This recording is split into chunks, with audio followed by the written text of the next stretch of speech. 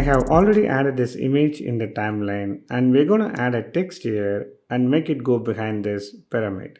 Select the clip or image in the timeline, then click on this T to create a text label.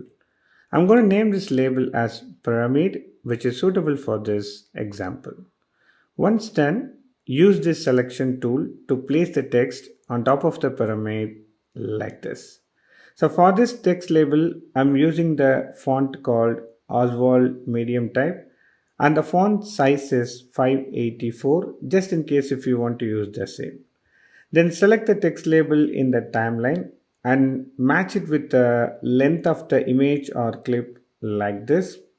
Make sure your text label is selected, then go to Effect Controls. Under the opacity, click on this pen icon to create a mask.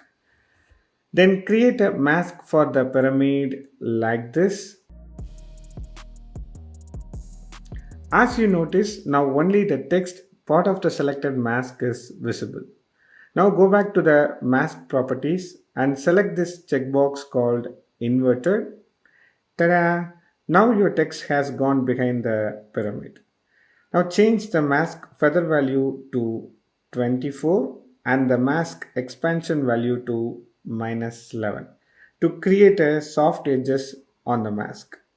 That's it guys. That's how easily you can add a text behind the object in Premiere Pro.